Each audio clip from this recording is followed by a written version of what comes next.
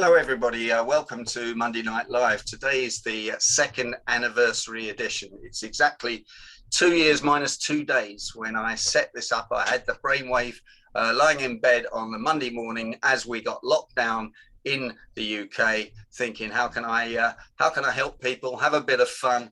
Thinking we would run a couple of shows, have 2 people on, but 12 people showed up, and some of them are with me tonight. Mary, Jill, Godfrey, Tim, Patricia, Martin, Will, John, and if I've missed anybody, I apologize for that. 2 years later, we've had 400,000 YouTube views. It's been syndicated on podcasts. It's on Spotify and a number of podcasts. 17,948 live views.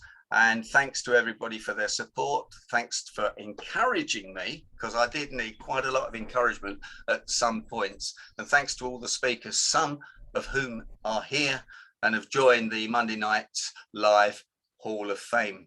Anyway, the first tip, I'm going to shoot straight across to California, to San Francisco, to my friend Patricia Fripp, who is going to let us kick the ball rolling with the first tip. Patricia.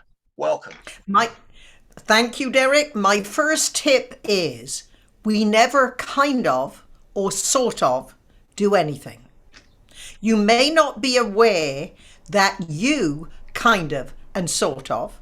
However, listen to other people speak and become aware. It will drive you crazy. There is nothing that loses your impact and credibility saying, well, I kind of can do that, or I'll sort of do that. Speak in black or white. Do it or don't. Fantastic. Back to you. Thank you. That's really short. You have a real thing. I probably shouldn't have said thing. You have a real issue, don't you, with the language that people use, and you coach them to cut out all that nonsense.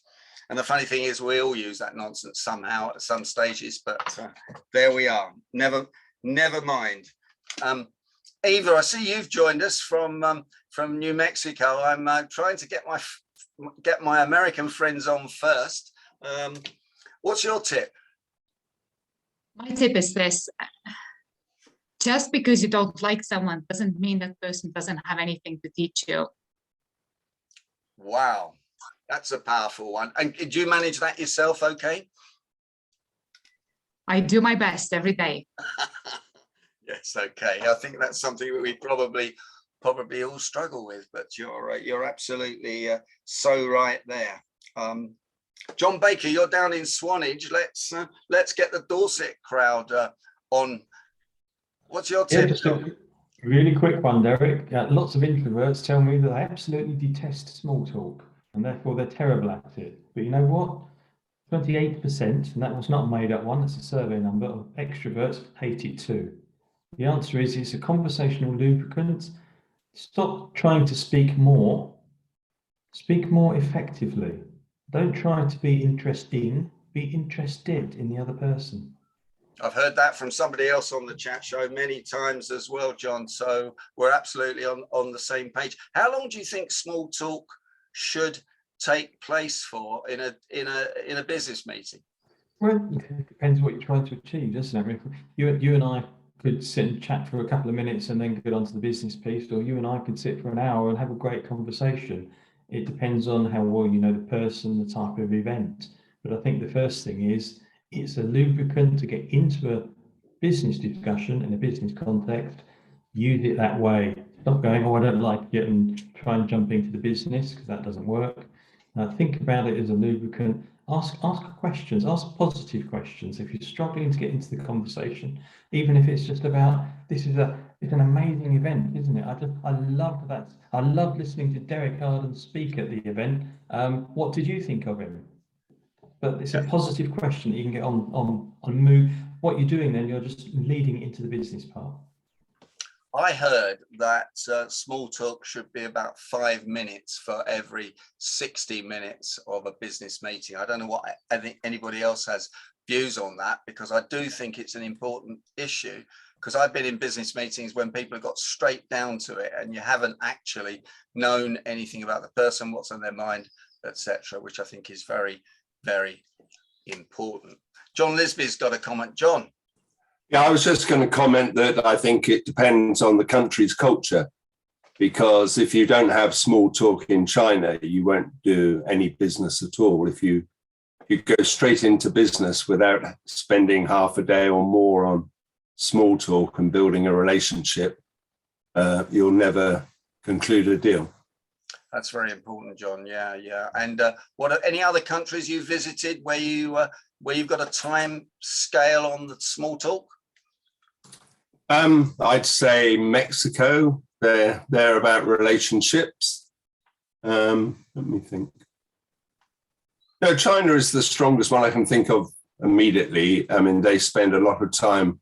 You have to develop a relationship before doing a transaction.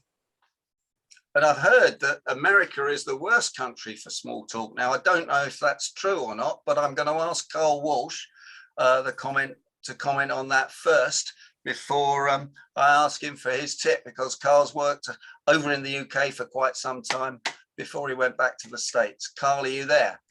I am here. Yes.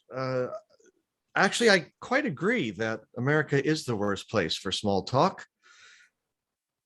In fact, it's one of the worst places for meetings, period. People hate meetings here. Is there any particular reason for that, Carl? Do you know any of Sure, yeah. It's well, it goes with my tip, actually. Okay. And that is your real competition isn't other people, it's your ego. And in American business is full of ego. And they feel, why should I listen to these other people? I know better. And ego is the second, third, and fourth word in the word negotiation, of course. So put your ego away when you're negotiating, and exactly. Play up to the other person's ego. But I didn't say that on the recording. Phil Jessen, I know you have to move on, so perhaps we should go to you with one of your 365 tips. You've got a few to make up on that for us. Yeah, good evening, everybody, and thank you very much, Derek. Nice to see some familiar faces on the screen again. My tip is about the value of developing a personal logo for the future life together with your partner. We're all familiar with the value of having a logo for our businesses, but do we have a logo for the life with our partner in the future? Now, this is something that you can do where you either sit down over a glass of wine and design it together, or you might want to do it separately and compare notes. But for me personally, I did this some years ago with my wife in Cuba. Very, very successful in terms of its outcome. I also went off and had the logo produced as a piece of jewelry. My wife wears that as a necklace, you might be interested to know. The piece of jewelry has got 4 diamonds on it. Each of the diamonds represents one thing that is very important to my wife and I in the way that we live our life. And it also has become, interestingly, very important in decision making. That piece of jewelry and that personal logo, it's helped us open businesses, it's helped us shut businesses, it's helped us in major purchases we've made, it's helped us find a brand new house in terms of the criteria around what was on that personal logo that you sit down over a glass of wine or a meal or whatever and develop it. I can thoroughly recommend it to you. And can you share what was on it, or several of the things that were on it, Phil? Yeah, sure. In terms of the key elements of it, it was a diamond-shaped piece of jewelry with 2 overlapping circles on top of that piece of metal. Overlaid across the 2 overlapping circles was a very small magic wand, because we wanted to have a magical life together. I know that sounds a bit cheesy. And in the corner of the jewelry, the 4 diamonds basically represented the 4 criteria that we wanted to govern our lives, i.e., We wanted to do things that were healthy, fun, financially secure, and were going to make us happy. And those 4 criteria have appeared time and time again. Shall we buy this house? No. Why not? Well, it's not going to be financially secure thing to do. Shall we buy this house? Yes. Why? Because it looks fun and it would make us happy and blah, blah, blah. So those criteria worked for me. I'm not saying they should work for you, but the 4 criteria for me were fun, health, happiness, and financial security. And they are still there on my lovely wife's jewelry to this day. Sounds great. And does it, so when you have a little disagreement, I'm sure you don't have many of them, but people tend to do that. Does the logo help? It does, because what springs to mind straight away is the logo depersonalizes any potential argument. And we're able to say, well, hang on a minute, you like this house and I like that house, but let's just have a look at the 4 criteria and feed those 2 choices through those criteria and see what happens. Wow. And there's a few comments in the chat box, Phil, you might like to pick up. Nancy says her husband created a logo. Mark Lee thinks it's weird you've got a magic wand, but of course, for those that don't know, that Mark Lee is in the magic circle, so he would be looking for a magic wand on most things. Jill says fabulous, and so does Gabby and Amy. So great, Phil. We love that one. Perhaps, thank you. Perhaps you'll show it to us next time you're on Monday Night Live. Yes, we'll do. Very happy to do that, of course. Okay. Now I'm going to go down to Dorset to my lifelong friend Godfrey and see what's actually happening in deep Dorset.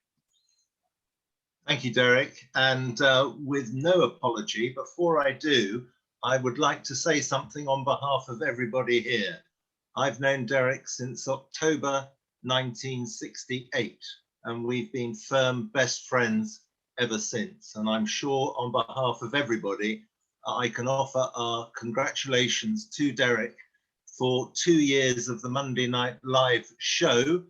And I know, and you will all know, the amount of hard work that goes in behind the scenes every week to make it the success it has become. And we all owe Derek a huge round of applause. Derek, thank you. We all appreciate everything you've done for us.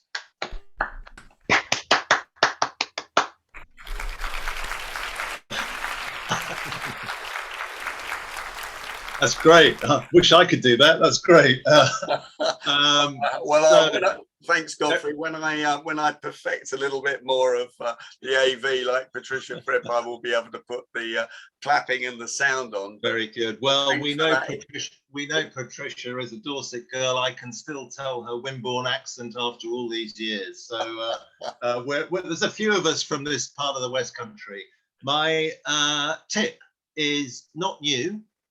But it is worth sharing that the key to success is confidence.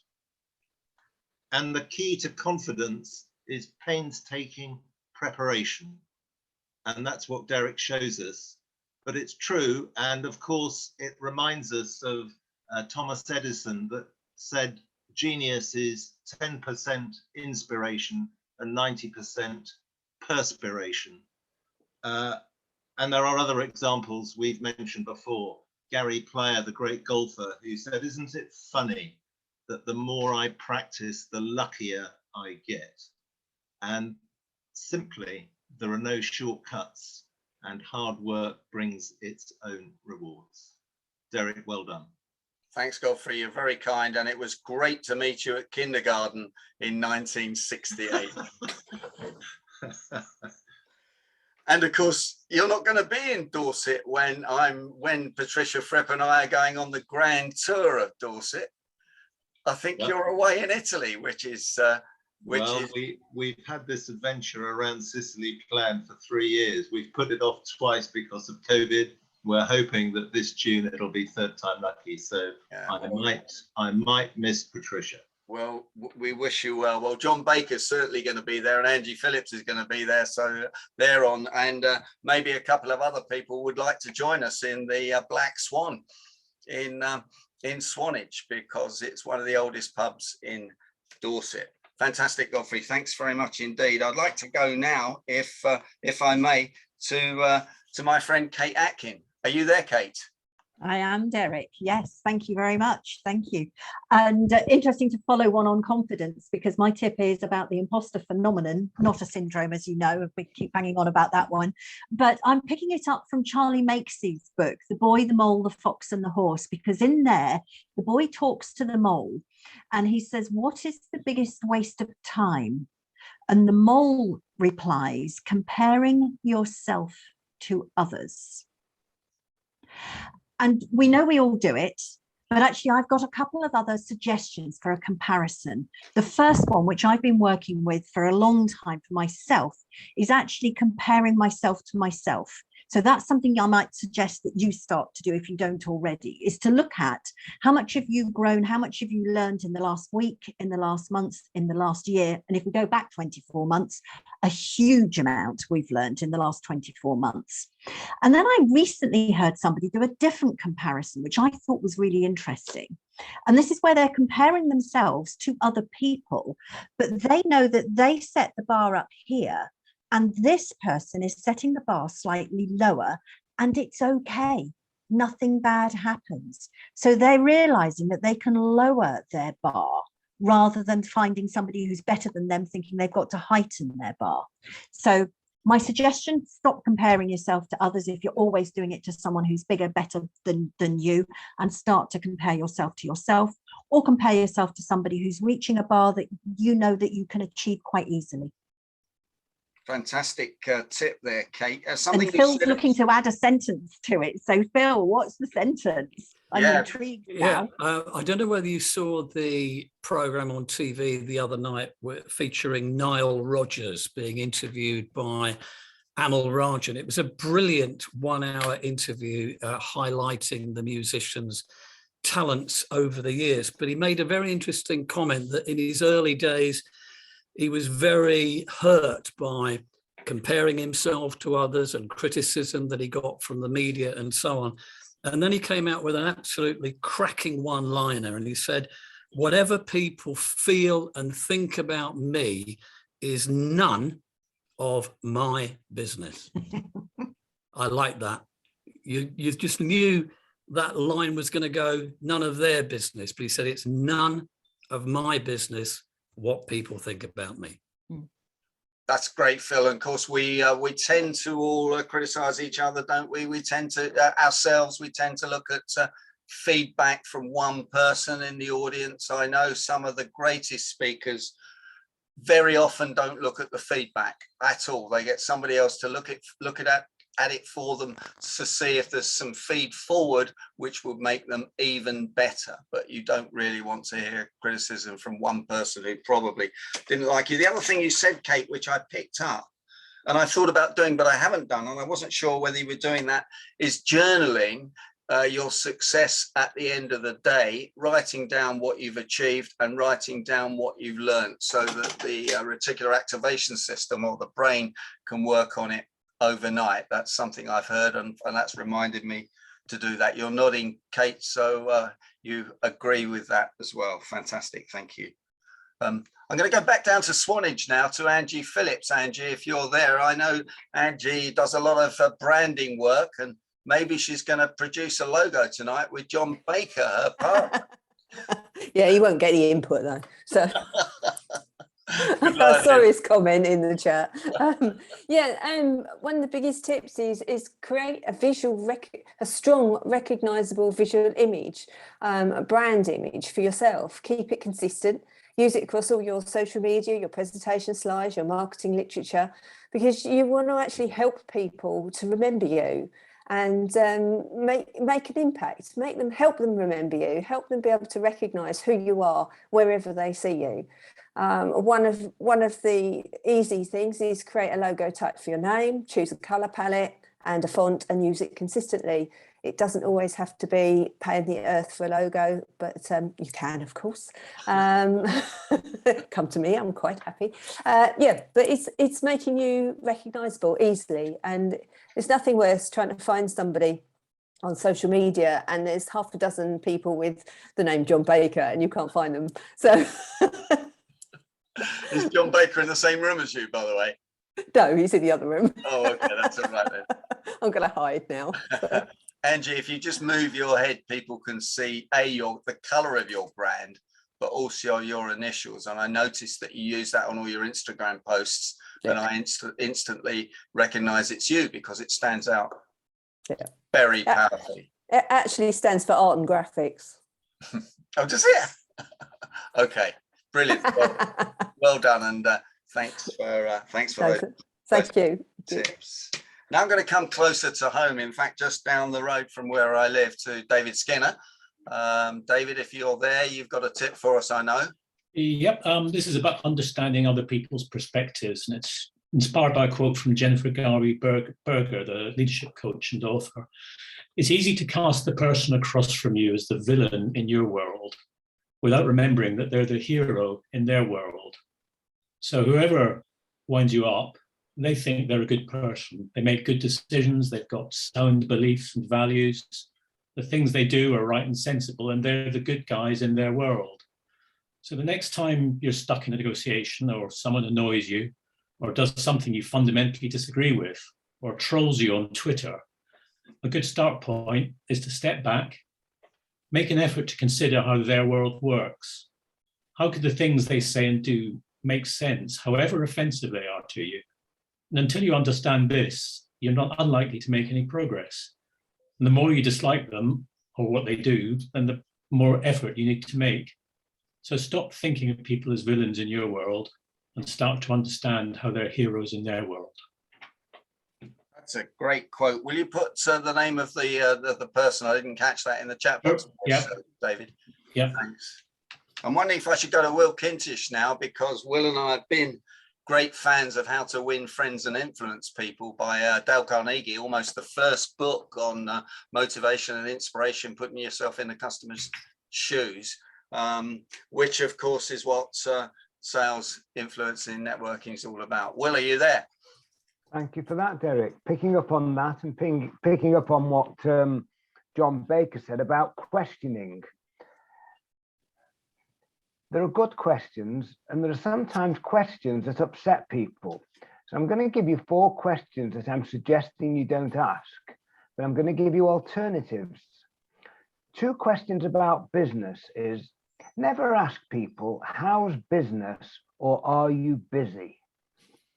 Because if they're not busy or business is bad, then they don't want to admit it. So try this one.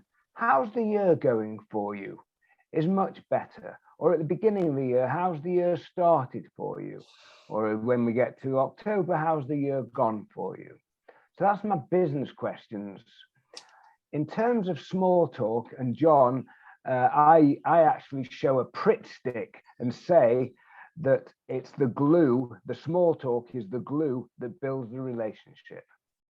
But please, everybody, if you don't want to upset and embarrass anyone, never, ever ask the following 2 questions. Are you married, or have you got children? Because when you ask the wrong person, the wrong question on the wrong day, it can cause a lot of upset. So how do I find out about all of you? It's so simple. I say, so what do you do at the weekend? Or what are you doing this weekend? Or what do you do when you're not working? So just before I finish, I did a one-to-one coaching session for a global director of a big pharmaceutical company. And I said to her, what do you do at the weekend? She said, me and my husband, we go cycling. So what did that tell me? Or what that intimated? She had no children. And then that confirmed that she had no children, and that's fine. And I was again careful. If people haven't got children, you then don't start talking about my 3 children and my 7 grandchildren. So questioning is the key, but be very sensitive to other people. I'm Will, and I'm done, and it's back to you, Derek Arden. Thanks, Will. That is a great tip. Wow, we've had some very, very powerful tips today. Probably ones that we'd all heard before. But the problem with hearing things is we don't always action them, do we? So if you're writing things down, pass them on to other people, pass them on to, I was going to say your children and your grandchildren, but Will's just told me that I mustn't say that. So absolutely right, Will. Thank you. Thank you so much for that. Jill, Jill, are you there? Have you got a tip for us? You're one of the original supporters of Monday Night Live. I am, and I have, and I credit Shelley Rose Chavez with this one. And it follows on from something that Fripp said around approachability and credibility. Sometimes when you're presenting, you want to be empathetic, you want people to like you, you want to be friendly. Other times you want them to take you seriously, so how do you do that? The body language of approachability is asymmetrical. You can be a little bit quirky, you can gesticulate a lot, you can do the same with your voice, you can make your voice much more expressive and do lots with it. If you want to be credible, then you do the opposite. You have a symmetrical posture, you tend to pause more, and you go down on the last but one syllable. That was the news tonight, which is totally credible.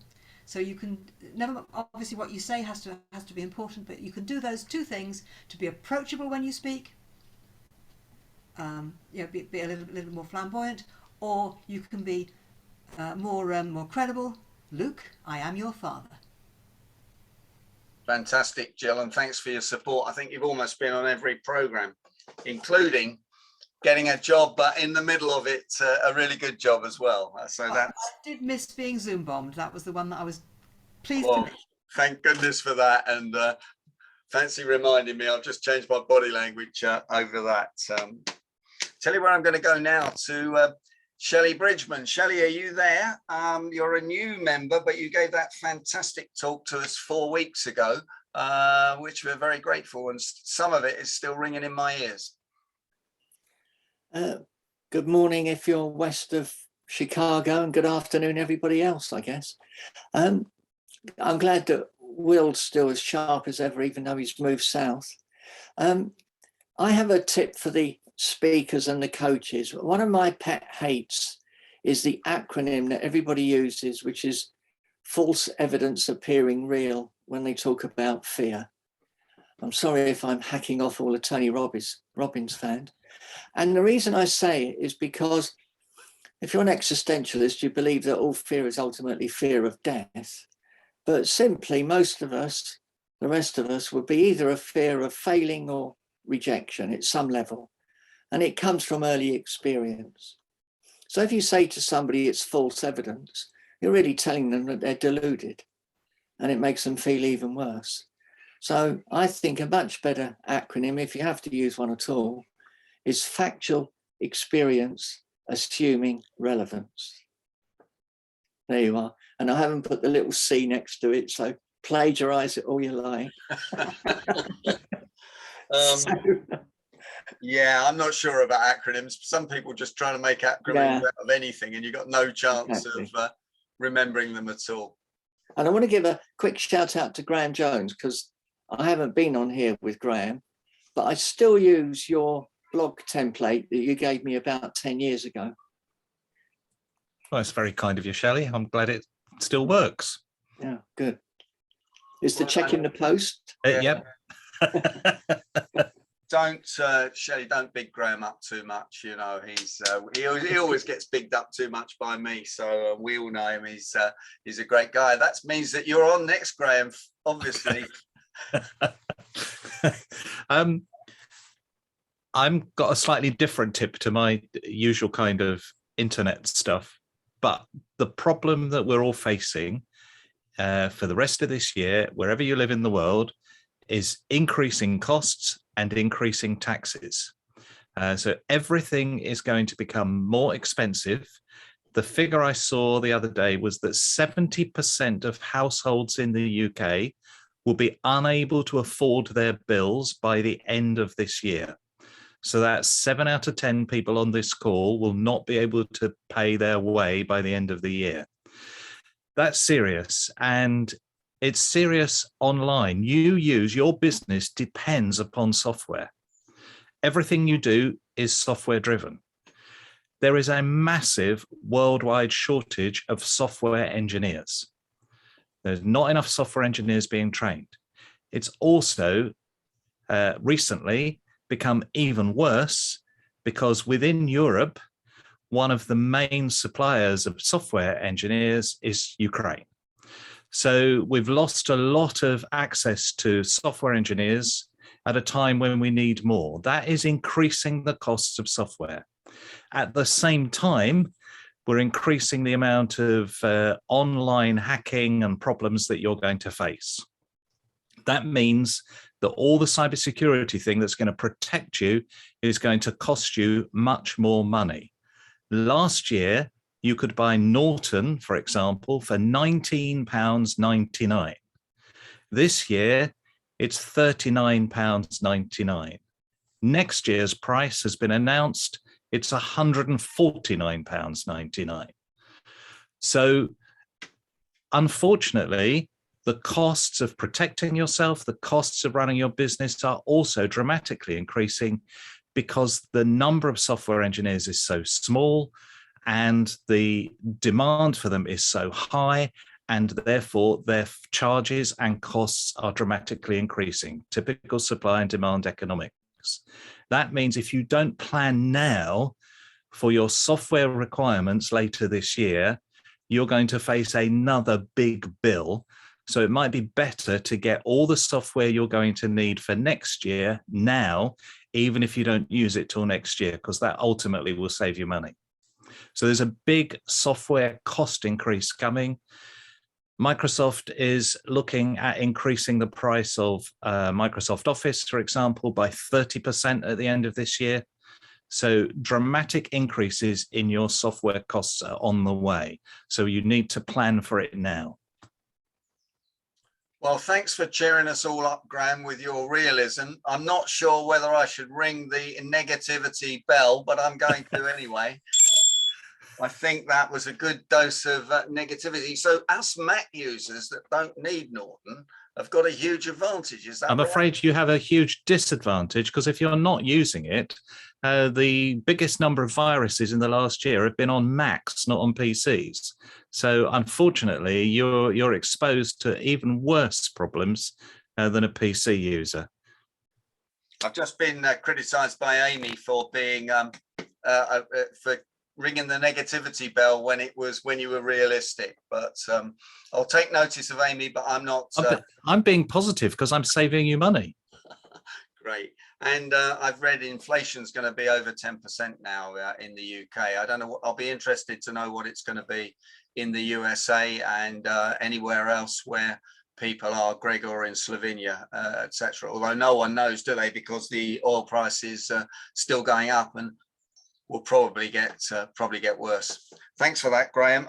Graham, you're our guest on the show next week. Fantastic. Just in case you'd forgotten, didn't have it in your diary, you agreed to that some weeks ago. It's in the diary, and I'll be much more positive next week. Okay, but everybody else, if you'd like to send any questions into Graham, he's always got an answer. I'm never sure if he's always right. He always seems to be right with hindsight, but that's great. Thanks, Graham. 8.9% in the US inflation last week, according to Ava. Thanks for that. Thanks for that, Ava. Paul Coleman's in the Turks and Caicos Islands. Are you there, Paul? You've got a tip for us, I think. Yes, thank you, Derek. When I was putting this together, giving it some thought, I realized that I'd worked overseas and expatriate for 29 years, and I can't believe it was March 1993 that I first landed in Bahamas and working. And I look back and I can remember within the first couple of weeks, my predecessor, who I was doing a handover with, he said to me, remember that you are a guest in someone else's country. And I've never forgotten that. And it sounds so simple, but as an expatriate, I think this is a lot different from just visiting a country for a week or 2 weeks or whatever. Living and working in somebody else's country calls for a huge amount of respect. And you can easily fall into the habit. And I've seen so many instances over the years I've been an expat where, all right, that I'm, if I say I've been fortunate enough to be in one of the idyllic areas in the world, but they arrive. It's a great place to live in, great place. They think it's a holiday, and then after 1 year they can't cope with it because countries are different. They've got their own different cultures, their ways of life, and you can't. One of the worst things that can do is to come along when you're working in there with a message or portraying a sort of message which says, "Yeah, don't worry, I'm here now. I'll save you." And that's the last thing you could ever want to suggest to anybody, because people are quite rightly are very, very proud of their heritage, of their country. And it's about recognizing that we're different. It's not that anything about third world or first and third world or whatever. It's about just a slightly different culture. And you have to respect that. So as I say, remember that you are a guest in somebody else's country.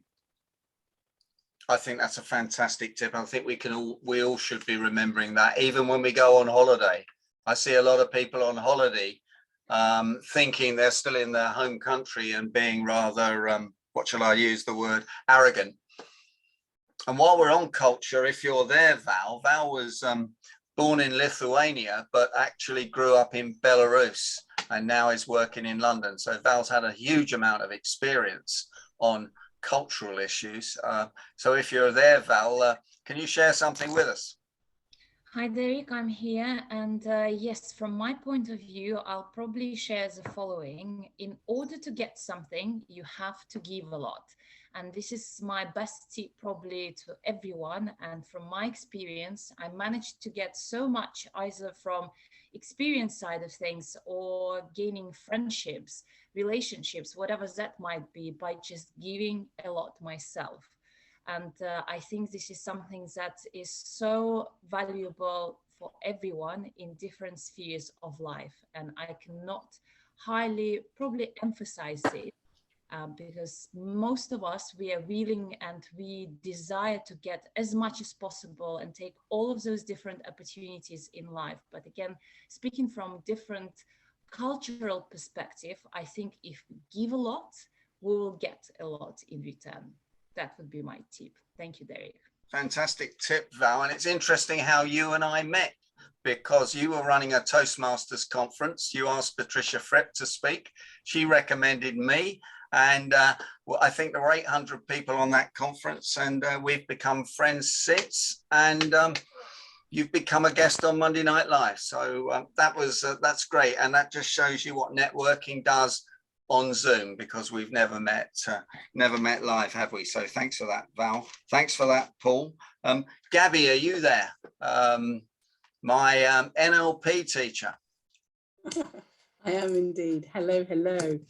I've written down various different tips, but many of them have been touched on. I just want to go a bit further from where Paul has said about respecting and that we are guests in other people's houses or other people's countries when we're expats. Having also been accused of not being English, not being Gibraltarian, not being Spanish, not being French, I think there is also something around understanding that we are caretakers of this earth. You know, we've got a lot of issues going on with plastic and carbon emissions and all the rest of it. And if we consider that we are just the caretakers of our homes, the caretakers of our area, it's not necessarily the dustbin men's job to pick up the rubbish. It's our job to pick up the rubbish if you see it, if you're walking down the beach. I think the more people and the more youngsters that can get into the mindset that they are caretakers of their environment and their world allows us to leave it in a better place for the next generation. Absolutely. I was only reminded the other day, we've lived in our house for a long time, but I'm only caretaking this house, aren't I, for the next person that lives here, even though we have a big mortgage. Yeah, that's a great point. That's a great point. I've got a few other people here and a few people that have joined, like Jane Gunn and Nancy. So I'm going to ask you for tips, but if I pick somebody who hasn't got a tip ready, then just tell me. So over to Leicester, to my pal Martin Cairns. Martin, are you there? So I'm here, Derek. Yes.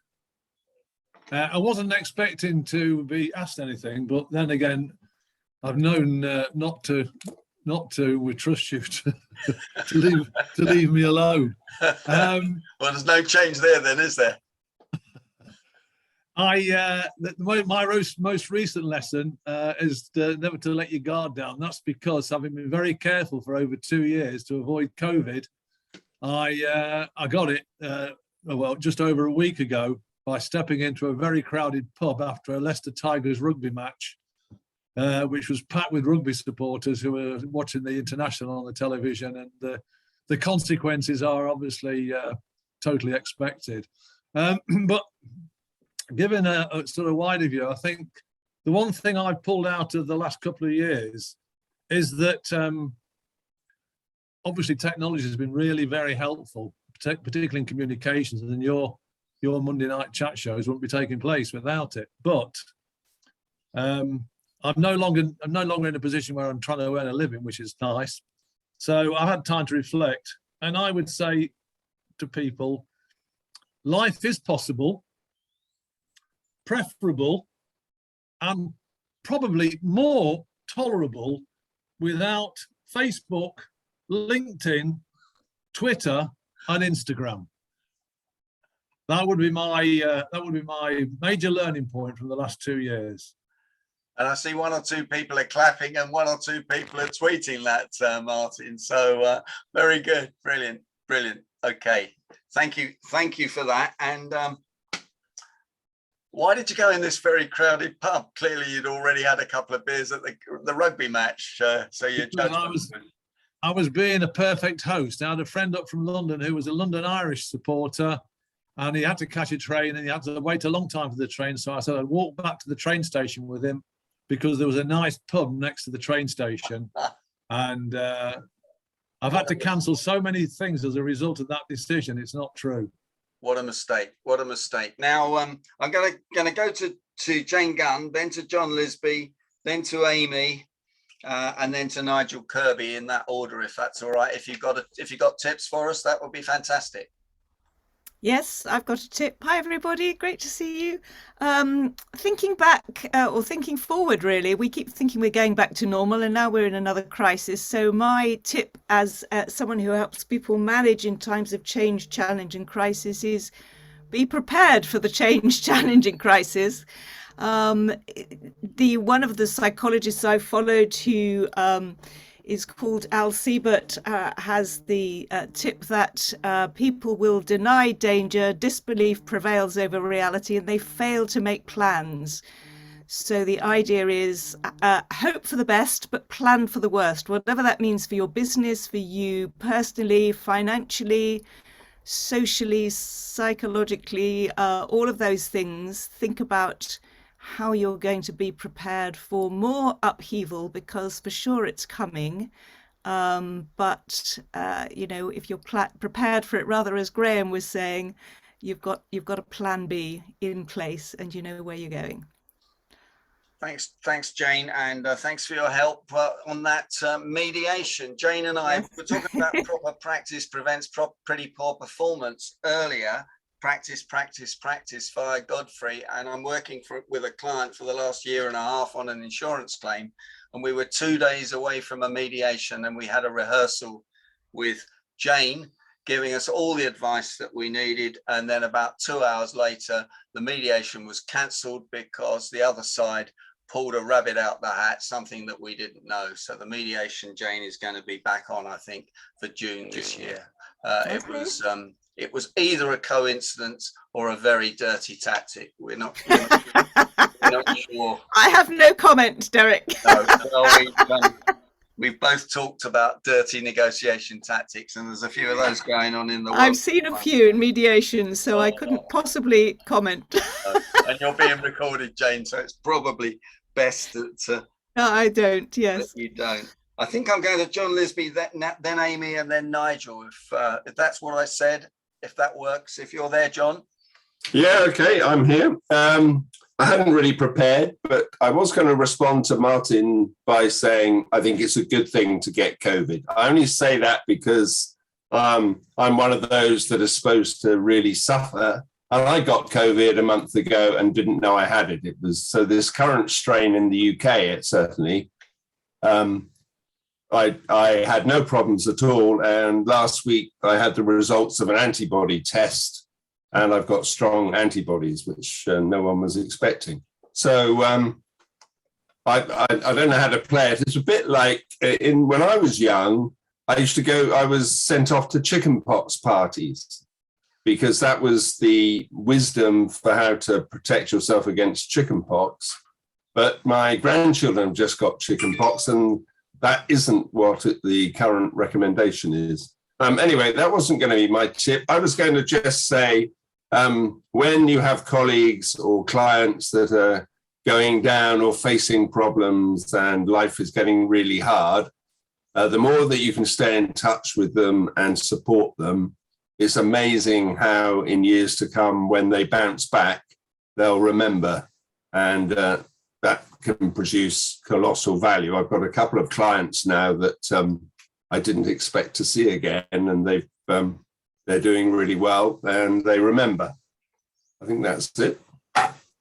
So I just want to butt in and say that I know a lady who's just had COVID, and she's really been very rough with it. So people shouldn't be under the impression it's a walkover. It may not be. Yeah. Thanks for that, Harry. We should not be relaxing. John, back to your typicals. That's the law of reciprocity, one of Giordini's 6 laws of influence, which is so important. You look after people when they, perhaps when they don't expect it, and they'll never forget you. One of the things that is very important is having someone looking after you. And Amy Rowlandson's done that for me several times on this show. And she's reminded me, I've almost forgotten my friend, Tim Durkin. So Tim, you're on after Amy, but Amy, thanks for being my wing person, or is it wing lady, or is it wing man? I'm not sure. Is it his, her, or what these days, but you can probably tell me the answer to that. You want me to go next? I thought it was Nigel, but so. Well, yeah. I've lost the plot as usual, Amy. It is Nigel. Yeah, Nigel's up before me. Okay, are you there, Nigel? Yes, I'm here. Apologies. Can I just follow on and endorse what Godfrey said? To thank you once again for all of your hard effort, and that has helped inspire my inspiration. Is never stop being inspired, learn from others. But the important thing is to pay forward to help inspire the next generation and to help fulfill their potential, and be for our American friends, the NASA or the European Space Station, to launch their careers. You know, it's important that we've got so much shared knowledge and experience that we need to help motivate the next generation, and pay forward is a great way and a great reflection on everybody's ability to share and pass on that knowledge.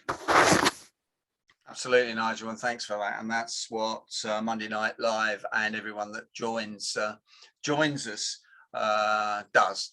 And congratulations to everybody. Amy, I'm going to you next, because that's the safest thing for me to do as we go through the program. What's your tip? So many people tonight have spoken about the importance of our time, and my tip is about leveraging our time, particularly around leveraging podcasting, because that's what we're here for tonight. And how could we leverage this podcast? Well, Derek, I would suggest that you run it through Otto or a transcription service, because many people, when they record a podcast either as a host or a guest, it's just they post about it once and then they forget about it. But there is so much gold amongst this episode today, as are with many episodes, that if you run it through a transcription service, if you're looking to write a social media post or a newsletter or a blog, you can search for keywords and then you can quote your own particular words or other people's words that have been on that podcast. So super relevant today to all talk about how to leverage your time. Absolutely, and I do run it through Otter sometimes, but not always, and I will certainly do it today. Great tip. And don't forget, everybody, to use Otter yourselves if you've been in a meeting or something that you want to record and play it back, because it is very, very accurate. which is interesting. Before I come to you, Tim, because I'd like you to close the sessions, Mary has been doing notes for me for the last year. And Mary, I'm sure you've got a tip. I almost forgot you. And how could I possibly forget you in Shepherd's Bush? Well, it's two linked ones. And one is people are just about as happy as they decide to be. And the one that's linked to it is from Voltaire, which is, I decided to be happy because it's good for my mental health. Absolutely, absolutely. And it is a decision. Thanks, Mary, and thanks for following up from Jill by making the notes for the last 18 months, I think, which is fantastic. So, Tim Durkin in Texas, what have you got for us, sir? Well, the first thing I've got to join the chorus of people is to congratulate you on 2 years there, but also to thank you, because I cannot imagine, and I don't want to imagine, what my life would be like without having all the friendships that I've made across the pond and in the United States because of your chat show. It has enriched my life in ways I cannot I can comprehend, I cannot explain. So my tip has to do with the fact that I'm getting in my coaching clients and in my students that I teach, the executive MBA, the executive education people, they're always asking me, what can I do to increase my focus? What can I do to improve my attention span? And I have been doing a lot of research on that. And here's the answer. In order to have attention management, you have to have pain management. In other words, the desire to get away from discomfort is the number one urge of human beings, assuming they have food and the essentials. We don't want to be uncomfortable. So if we want to, if we're bored, we want to eat, or if we get anxious, we want to drink, or we want to smoke a cigarette or something like that. We are moving away from discomfort. And the idea here is that the more we give in to those feelings of discomfort, the less our attention span has. Because distraction, the opposite of distraction is traction. They come from the Latin word, which means to pull. So I'm going to give you one item, one tool out of 4 to improve your attention. And that is to surf the urge. Surfing the urge, it's an old technique, it's been around for a long time, but surfing the urge says that if you have an urge for that extra cake, or to smoke a cigarette and you're trying to quit, or to have a drink and you're trying to cut back, or you're trying to, like recently I sat down to do my taxes, and as soon as I did, I discovered that was the perfect time to reorganize my socks and underwear drawer in my bureau. And so, that's distraction. So surfing the urge says, I'm going to give myself in 10 minutes. In 10 minutes, I'm going to have that dessert. In 10 minutes, I'm going to smoke that cigarette, have that drink. Believe it or not, whether or not you give in to an urge, the urge will go away. All urges have a time limit to them, and 10 minutes seems to be the time limit. Because if you say, I'm going to have that cake in 10 minutes and you don't have it for 10 minutes, you will feel much less likely. So understand that your distraction comes from trying to get away from your discomfort. Understand or examine what your discomfort is, and you're going to have the power of focus return to you. Thank you, Derek. Back to you. Thanks, Tim. Apologies if I've missed anyone that had tips. I've listed all down the people that emailed me about the tips. We will stay on the line, and there'll be another show like this very shortly. And thank you all for joining. Thank you for watching this on YouTube. Thank you for listening to this on the Negotiators podcast.